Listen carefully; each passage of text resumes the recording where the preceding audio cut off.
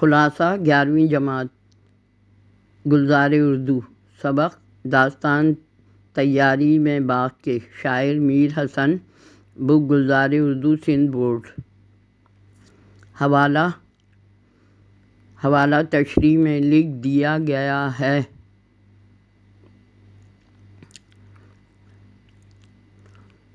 خلاصہ ہندوستان میں مغل بادشاہ نواب سراج الدولہ کا زمانہ تھا۔ ان کے باغ کی تیاری کی داستان شاعر میر حسن نے اپنی اس نظم میں بیان کی ہے۔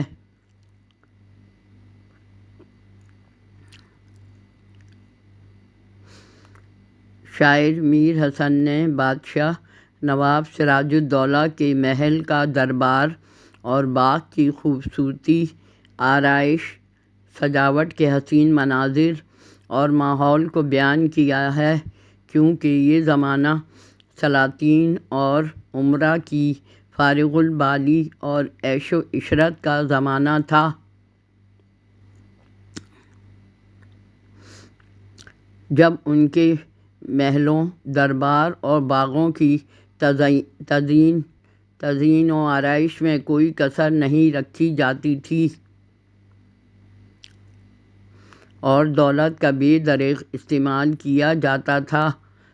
محل کی عمارت کے دروازے ہوں یا چوکھٹے، چھپر کھٹ ہو یا دیواریں یا چھتیں، قیمتی کپڑوں کا استعمال کیا جاتا تھا۔ کمخواب اطلس پر سنہرے اور روپیلی تاروں، سونے چاندی سے بنائے ہوئے پردے، چلمنے، خوبصورت جھالریں، بیلیں چاند ستاروں کی مانند جھلملاتے تھے۔ دروازوں پر ہاتھ باندھے لونڈیاں، غلام، خادمائیں خدمت کے لیے کھڑے رہتے تھے۔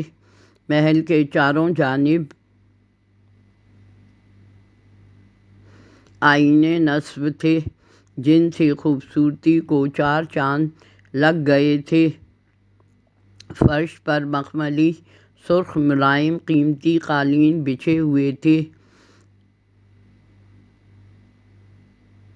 جن کو دیکھ کر ان کی خواہشات اور تمناؤں کا حد سے بڑھ کر ہوس میں مبتلا ہونا دکھائی دیتا تھا۔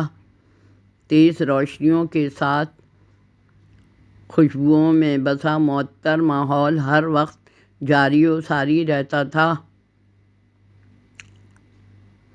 شاہی باغ میں سنگ مرمر کے تالاب، چشمے، فوارے اور نہریں نکالی گئی تھیں۔ خوبصورت رنگ برنگے پھولوں کے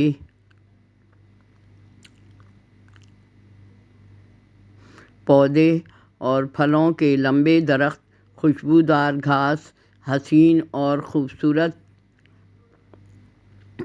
نظارہ پیش کرتے اور پرندے اپنی خوبصورت آوازوں